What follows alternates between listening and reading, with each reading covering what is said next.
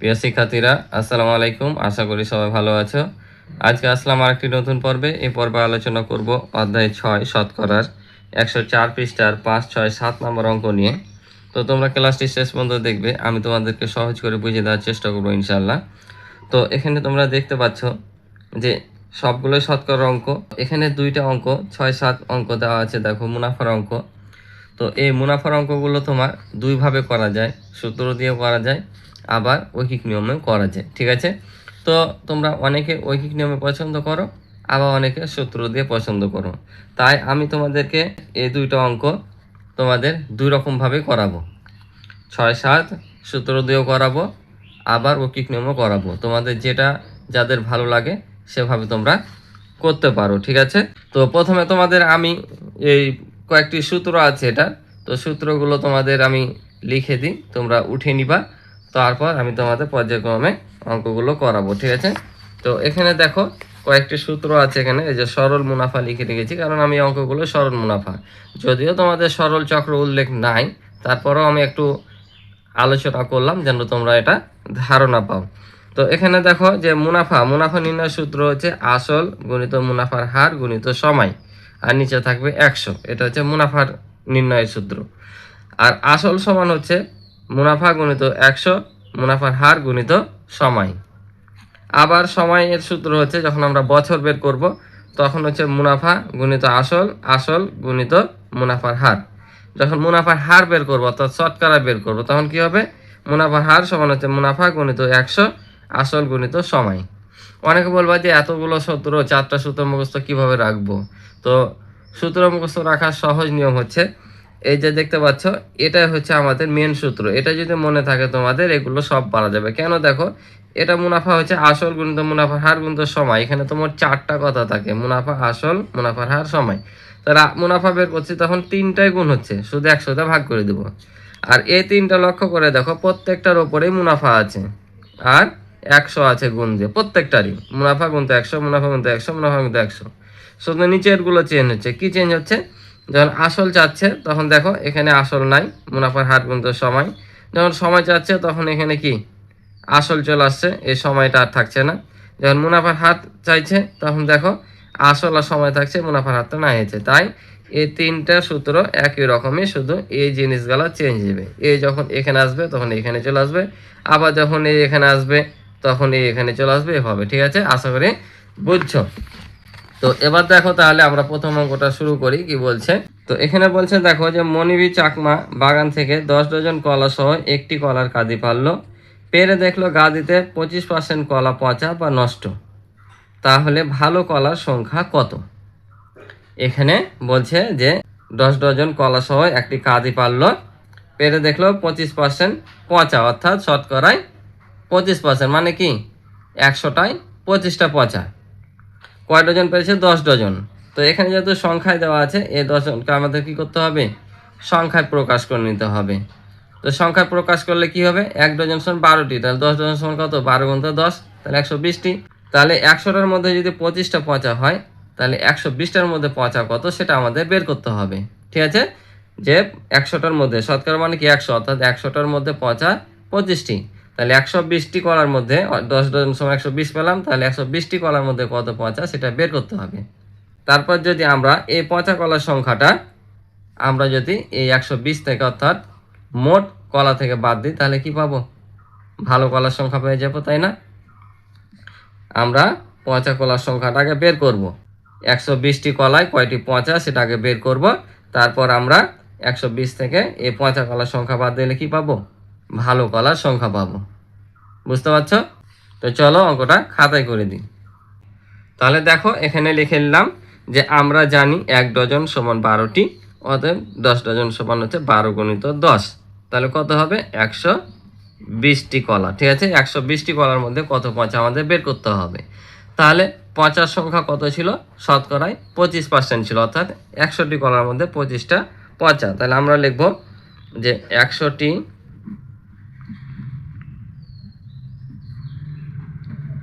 কলার মধ্যে পচা বা নষ্ট, দুটাই লিখলাম, যেহেতু দুটাই লিখেছে ওরা, যে 100টি কলার মধ্যে পচা বা নষ্ট হচ্ছে কতটি? 25টি। অতএব একটি কলার মধ্যে পচা বা নষ্ট কম হবে না বেশি হবে? অবশ্যই কম হবে। আর কম হলে আমরা জানি ঐকিক নিয়মে ভাগ করতে হয়। অতএব কয়টি? এই যে আমরা পাইলাম 10 ডজন কলা অর্থাৎ 20টি, 120টি। তাহলে 120টি কলার মধ্যে পচা বা নষ্ট হচ্ছে, তাহলে এবার বেশি হবে, তাই কি করব আমরা? গুণ করে দেব। এই যে পাইলাম। এখন কাটাকাটি করলে আমাদের অঙ্ক শেষ। তা আমরা 25 দিয়ে যদি 25কে কাটি 1, আর 25 দিয়ে যদি 100 কাটি তাহলে 4 পয়সায় 100। আবার যদি 4 দিয়ে এটাকে ভাগ করি তাহলে পাবো 3 4 12, আর এই শূন্যটা উঠে যাবে 30। তার মানে 30টি কলা কি নষ্ট। 100টি কলার মধ্যে যদি 25টি নষ্ট হয় তাহলে 120টার মধ্যে 30টি নষ্ট। তো এটা পাইলাম আমরা কি? পচা কলার সংখ্যা। কিন্তু আমাদের এখানে উত্তরে দেখো কি চেয়েছে। উত্তরে বলেছে তাহলে ভালো কলার সংখ্যা কত? ভালো কলার সংখ্যা চেয়েছে আমাদের। তাহলে কি করতে হবে? 120টির মধ্যে যদি তোমার 30টি পচা হয় তাহলে ভালো সংখ্যা কত? 120 থেকে 30 বাদ দিলে আমরা পেয়ে যাব। তাহলে আমরা এখানে লিখব কি, যে অতএব ভালো কলার সংখ্যা 120 বিয়োগ 30। তাহলে কয়টি হবে? 90টি হবে। ঠিক আছে না? তাহলে বিয়োগ করলে 90 হবে। 0 থেকে 0 বাদ দিলে 0, আর 12 থেকে 3 বাদ দিলে 9। তাহলে এটাই হচ্ছে আমাদের উত্তর, যে 90টি কলা কি থাকবে? ভালো থাকবে গাদিতে। ঠিক আছে, আশা করি বুঝছো। তো এবার দেখো পরের অঙ্কটা কি বলছে, যে বার্ষিক 13% মুনাফায় কোনো ব্যাংক থেকে কিছু টাকা ঋণ নিয়ে 1 বছর পর 8,840 টাকা মুনাফা দেওয়া হলো, আসল কত ছিল? এখানে আসল চাওয়া হয়েছে। ঠিক আছে, তাহলে দেখো বার্ষিক 13% মানে কি 100 টাকার 1 বছরের মুনাফায় কোনো ব্যাংক থেকে ঋণ নিয়েছে, 1 বছর পর কত টাকা দিয়েছে? 8,840 টাকা। মানে এটা কি? এটা আসল না মুনাফা না সময়? 1 বছর পর ঋণ দিয়েছে, এখানে তো আমাদের আসল চেয়েছে। তো 1 বছর পর এত টাকা কি দিয়েছে? মুনাফা দিয়েছে। এখানে লেখা আছে মুনাফা, তার মানে এটা হচ্ছে মুনাফা, আর এটা হচ্ছে মুনাফার হার, আর চেয়েছে আমাদের আসল। তো এটা দুইভাবে করব আমরা, সূত্র দিয়ে এবং ঐকিক নিয়মে। তো আমি প্রথমে ঐকিক নিয়মে করে দিই। তাহলে এখানে দেখো বার্ষিক মানে কি 1 বছরে 13%, মানে কি 100 টাকার মুনাফা হচ্ছে 13 টাকা। তাহলে 100 টাকার মুনাফা যদি 13 টাকা হয়, তাহলে 13 টাকায় মুনাফা আসল কত টাকা? 100 টাকা। কারণ এখানে 100 টাকার 1 বছর মুনাফা 13 টাকা, মানে কি ধরো যে 13%, মানে 100টা হচ্ছে আসল। তাহলে 100 টাকার মুনাফা যদি 13 টাকা হয়, তাহলে 13 টাকায় আসল কত টাকা? 100 টাকা। তাহলে আমরা সাজাবো কিভাবে, যে আমরা লিখব যে এত টাকা 1 বছরে মুনাফা হয় 100 টাকায়, মানে ওটা আসল। বা এভাবে লিখতে পারো যে 13 টাকা মুনাফা হয় 1 বছরে যখন আসল 100 টাকা। তো চলো আমি এটা তোমাদের করে দিই। তারপর এত টাকা মুনাফা কত টাকা আসলে হয় সেটা আমরা বের করব। তো ঐকিক নিয়মে করার পর আমরা ওটা সূত্র দিয়ে করব। তো চলো খাতায় করে দিই। তাহলে দেখো এখানে লিখে নিলাম যে 13 টাকা মুনাফা হয় 1 বছরে যখন আসল 100 টাকা, কারণ বার্ষিক শতকরা 13% ছিল। ঠিক আছে, 13 ছিল। তাহলে লিখবো যে অতএব 1 টাকা মুনাফা হয় 1 বছরে। বছর তো এখানে 1 বছরে থাকবে, কারণ 1 বছরের কথা বলা হয়েছে, তাই এখানে অন্য কোনো বছর আর আসবে না। ঠিক আছে, আর এটা না লিখলেও হতো, সরাসরি লিখলেও পারতা যে 13 টাকা মুনাফা হয় যখন আসল এত টাকা, অর্থাৎ এই কথাটা না লিখলেও হতো। যেহেতু সময়ের কথা এসছে, লেখাটা ভালো, তাই লিখলাম 13 টাকা মুনাফা হয় 1 বছরে যখন আসল 100 টাকা। অতএব 1 টাকা মুনাফা হয় 1 বছরে যখন আসল। তাহলে কমবে না বাড়বে? অবশ্যই কম হবে। তাহলে এটা দেখি করব, এটাকে ভাগ করব। ঠিক আছে, 100কে 13 দিয়ে ভাগ করব। অতএব কত টাকায়? 8,840 টাকায়। এই যে আমাদের এখানে মুনাফা একটা দেওয়া আছে। ঠিক আছে, যে 8,840 টাকা। তাহলে 8,840 টাকায় মুনাফা হয় 1 বছরে যখন আসল কত টাকা? এবার বেশি হবে না কম? অবশ্যই বেশি হবে। তাহলে এবার গুণ হবে 13। এখন আমরা কি করব? কাটাকাটি করব। তাহলে আমরা সরাসরি 13 দিয়ে এটাকে ভাগ করব। ঠিক আছে, ভাগ করে যেটা পাবো সেটা বসিয়ে দেবো, যদি ভাগফল নিঃশেষে বিভাজ্য হয়। তাহলে দেখো এখানে 13 2 ঘর পর্যন্ত যদি নিই, 5 তেরং 65, 6 তেরং 78, 7 তেরং হয় 91, বেশি হয়ে যাবে। তাহলে আমরা কত নিব? 6 নিব, যে 6 তেরং 78, ঠিক আছে। তাহলে 0 10, এই 4 নামবে। এবার আমরা 13 সাথে কত গুণ করলে 104 হয়? তো আমরা দেখলাম যে 7 তেরং 91 হয়, আর 8 তেরং হয় 104, মিলে যাচ্ছে আমাদের, কারণ 13কে 8 দিয়ে গুণ করো, তা 3 8 24, হাতে থাকে হচ্ছে কত? হাতে থাকে 2, 8 1 8 আর 2 হচ্ছে 10, তাহলে 104 মিলে যাচ্ছে না? আর এখানে যে শূন্য থাকছে, তাহলে এখানে 8 বসবে, আর এখানে যে শূন্যটা থাকছে এই শূন্যটা এখানে উঠে যাবে। তার মানে কত পেলাম আমরা? 6080 টাকা। কাটাকাটি যদি করি, সরি 680 টাকা, তাহলে 680। এখন এটার সাথে আমরা এটা কী করবো? গুণ করে দেবো। গুণ করলে কত হবে? 68 একে 68, আর এখানে 1 2, আর এখানে একটা শূন্য, টোটাল 3টে শূন্য এখানে কী হবে? বসে যাবে। তার মানে আমাদের এখানে আসল কত ছিল? আসল ছিল 68,000 টাকা। বুঝতে পারছো? এটাই হচ্ছে আমাদের আসল। আশা করি বুঝছো। তাহলে আমরা উত্তর লিখে দেবো কি? 68,000 টাকা। বুঝতে পারছো? আশা করি বুঝেছো। তাহলে এটার এখন আমরা কি দেখব? এটা সূত্র দিয়ে আমরা অঙ্ক দেখব, ঠিক আছে। তো দেখো, সূত্র দিয়ে অঙ্ক করার সময় এখানে কিছু ইনফরমেশন আমাদের আগে উঠিয়ে নিতে হবে, অর্থাৎ যেগুলো দেওয়া আছে সেগুলো এখানে উঠিয়ে নিতে হবে। তো এই যে বিকল্প লিখে রেখেছি, অর্থাৎ ওই অঙ্করই এটা বিকল্পটা, ঠিক আছে, সূত্র দিয়ে। তাহলে লিখলাম যে এখানে মুনাফা সমান দেখো দেওয়া আছে 8,840 টাকা। তোমরা এখানেও লিখতে পারো, দেওয়া আছে দেও লিখতে পারো, ঠিক আছে।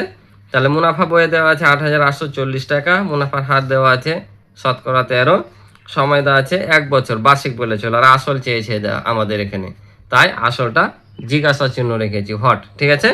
তাহলে এখন আমরা আসল বের করব, লিখবো আমরা জানি। তো সূত্র দিয়ে অঙ্ক করতে চাইলে তোমরা অবশ্যই সূত্রগুলো মুখস্থ রাখবা, যেন তোমরা যখন যেটা অঙ্ক পড়বে করতে পারো। তাহলে আমরা জানি আসল সমান হচ্ছে উপরে মুনাফা গুণিত 100, আর নিচে হচ্ছে কি হবে? মুনাফার হার গুণিত সময়। এটা হচ্ছে আসল নির্ণয় সূত্র। আমি 4টা সূত্র লিখে দিয়েছি, তার মধ্যে আসল নির্ণয় সূত্র হচ্ছে এটা, ঠিক আছে। তো এটা হচ্ছে সূত্র। তাহলে এখন আমরা মানগুলো বসাবো, আমাদের অঙ্ক শেষ হয়ে যাবে। দুইটাই কিন্তু সহজ, ঠিক আছে। তোমরা যেটা ভালো লাগবে সেটা তোমরা করতে পারো। তাহলে মুনাফার হার কত? 8,840 গুণিত 100, আর মুনাফার হার হচ্ছে নিচে 13, আর সময় হচ্ছে 1 বছর, কারণ এখানে সময় তো আমাদের 1 বছরের কথা উল্লেখ আছে। তাহলে এখন কাটাকাটি করলে আমাদের হয়ে যাবে। তাহলে এটার সাথে এটা কাটে আমরা কত পেয়েছিলাম? 680, আর 680 সাথে এখন আমরা এটা গুণ করব, তাহলে আমাদের হয়ে যাবে তাহলে কত?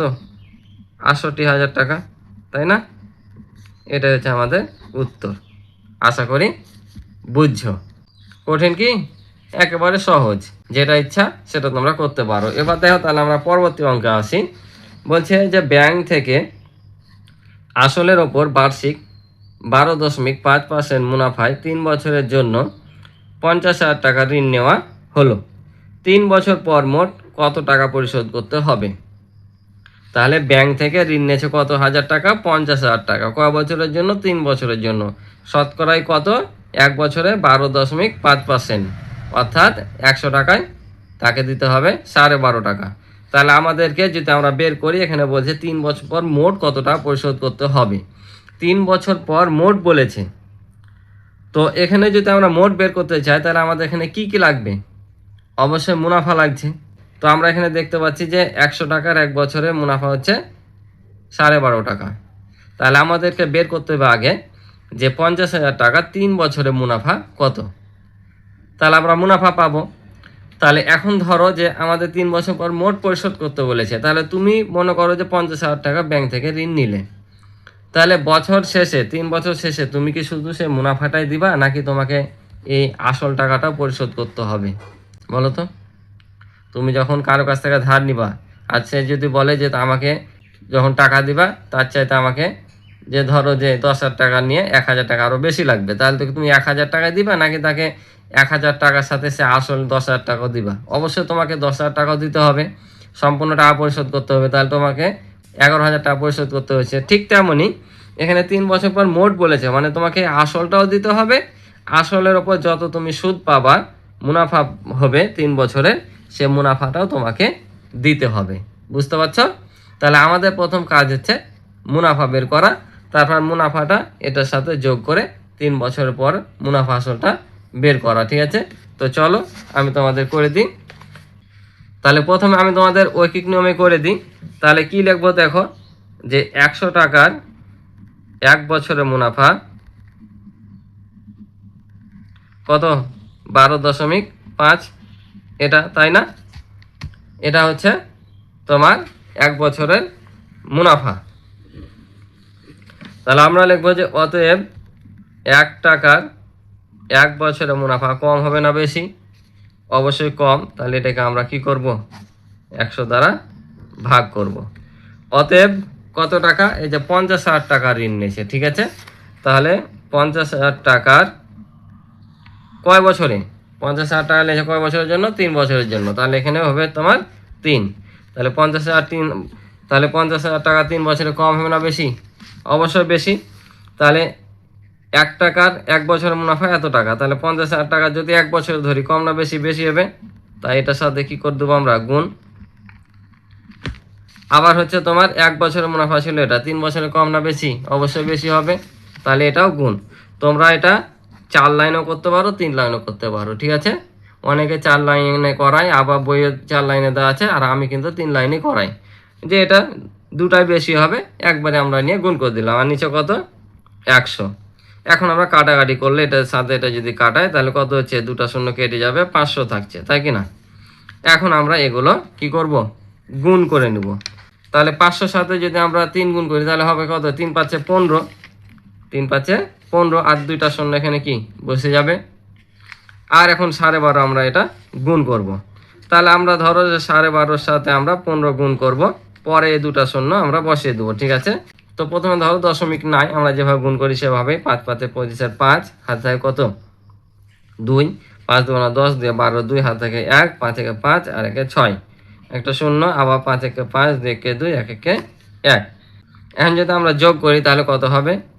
5 7 8 1, এটা পেলাম।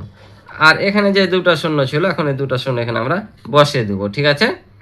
এটা পাইলাম। আর এখন এখানে দেখো, 1 ঘর আগে আমাদের এখানে কি দশমিক ছিল, তাহলে এই দশমিকটা কি 1 ঘরের দিকে সরে আসবে, তার মানে এখানে হবে। তাহলে আমরা পাচ্ছি কত? 18,750 টাকা। অর্থাৎ এইগুলো আমরা এখন গুণ করে পেলাম কত? 18,750 টাকা। তাহলে দেখো আমরা এটা কি পাইলাম? মুনাফা পাইলাম 3 বছরে। 50,000 টাকা 3 বছরে মুনাফা পেলাম 18,750 টাকা। তাহলে এই মুনাফাটা এখন কি করব? আমাদের বলেছিল যে 3 বছর পর মোট কত টাকা পরিশোধ করতে হবে। তাহলে আমরা 3 বছরের মুনাফা পেলাম 8,750 টাকা। এখন আমরা যে 3 বছর পর পরিশোধ করি, তাহলে আমাদের এই 50,000 টাকা আসলের সাথে এটা পরিশোধ করতে হবে। তাহলে আমরা এই দুটো এখন কি করব? যোগ করে দেবো। তাহলে লিখবো যে অতএব 3 বছর পর মোট পরিশোধ করতে হবে। তাহলে এই 50,000 গুণিত 18,750 টাকা। তাহলে কত হবে দেখো, এ শূন্যের সাথে শূন্য শূন্য চলে আসবে, এটার সাথে 5, এটার সাথে শূন্য যোগ করলে হবে 7, এই 14 ঘরের সাথে শূন্য আছে, তাহলে 8, আর এটার সাথে এটা যোগ করলে কত হচ্ছে তোমার? 6, মানে 68,750 টাকা তাকে কি করতে হবে? মোট পরিশোধ করতে হবে 3 বছর পর, মুনাফা সহ আসলটা। তাহলে এটা হচ্ছে আমাদের উত্তর, যে 68,750 টাকা হচ্ছে তাকে মুনাফা সহ আসল পরিশোধ করতে হবে। বুঝতে পারছো? আশা করি বুঝছো। তো এটারই শিখবো আমরা এখন ঐকিক নিয়মে। তো ঐকিক নিয়মে করতে গেলে আমাদের কি করতে হবে? আগে ইনফরমেশনগুলো এখানে উঠে নিতে হবে। তাহলে দেখো আমরা ইনফরমেশনগুলো এখানে উঠে নিলাম। এর আগেরটা দিয়েছিলাম এখানে, এবার দিলাম দেওয়া আছে, যেটা খুশি দিবা সেটা হতে পারে। আর এটা হচ্ছে 7 নাম্বারেরই কি বিকল্প। বুঝতে পারছো? অর্থাৎ 7-এর এটা সূত্র দিয়ে, আর ওটা ছিল ঐকিক নিয়ম, যেটা খুশি সেটা করতে পারো। তাহলে আমরা কি লিখবো? মুনাফা বের করব। তাহলে লিখবো আমরা জানি মুনাফা সমান হচ্ছে সূত্র কি? আসল গুণিত মুনাফার হার, হার গুণিত হচ্ছে সময়, আর নিচে হচ্ছে 100। এটা হচ্ছে মুনাফা নির্ণয়ের সূত্র, বুঝতে পারছো? তাহলে এখন আমরা মান বসাই। আসল হচ্ছে 50,000 টাকা, মুনাফার হার হচ্ছে 12.5, গুণিত সময় হচ্ছে 3, আর নিচে 100। এর আগে কিন্তু সময় 1 বছর দিয়েছিলাম আমরা, কেন? কারণ ওখানে শুধু বার্ষিক শতকরা 13 ছিল, অর্থাৎ 1 বছরের উল্লেখ ছিল। এখানে 3 বছর আছে, তাই 3, ঠিক আছে। কারণ 1 বছরের মুনাফা যত হবে ওটাকে 3 দিয়ে গুণ করলে আমরা কি পাবো? 3 বছরের মুনাফা পেয়ে যাব। তাহলে কাটাকাটি করলে তো একই, ওভাবে শুধু বসিয়ে দাও তাহলে হয়ে যাবে। তাহলে আমরা এটা গুণ করলে কত পাবো? 18,750 টাকা। তাহলে এটা পাইলাম কি? মুনাফা।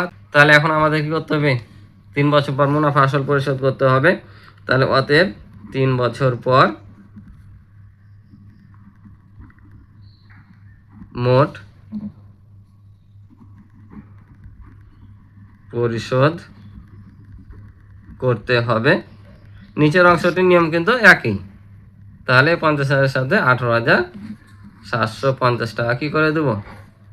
যোগ করে দেবো। তাহলে কত হবে? যে 68,750 টাকা। বুঝতে পারছো?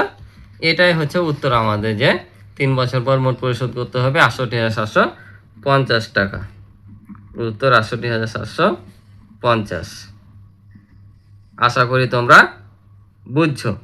তো তোমাদের যেটা ভালো মনে হবে তোমরা করবা। এখানে 2টা নিয়মে আমি অঙ্ক করে দিলাম। তো তোমাদের যেটা ভালো মনে হয়, যেটা সহজ মনে হয় করবা। অনেকে আমি যখন অঙ্ক করি, অনেকে বলো যে সারসূত্র দিয়ে অঙ্ক করেন, অনেকে বলো যে ঐকিক নিয়মে ভালো হতো। তো আমি 2টা নিয়মে করে দিলাম, তোমাদের যেটা সহজ মনে হবে করবা। তো আজকে এ পর্যন্ত ছিল এ পর্বের অঙ্ক। তো আমার চ্যানেল নতুন হয়ে থাকলে অবশ্যই চ্যানেলটি সাবস্ক্রাইব করে আমার পাশে থাকবে, এবং ভিডিও ভালো লাগলে লাইক করে দিবে, এবং কমেন্টের মাধ্যমে তোমাদের কোন অঙ্কগুলো দরকার বা কোনো সমস্যা থাকলে অবশ্যই জানাবা। আর ইতিপূর্বে যারা চ্যানেলটি সাবস্ক্রাইব করে রেখেছো তাদেরকে অসংখ্য ধন্যবাদ। দেখা হবে পরবর্তী নতুন পর্বে। আল্লাহ হাফিজ।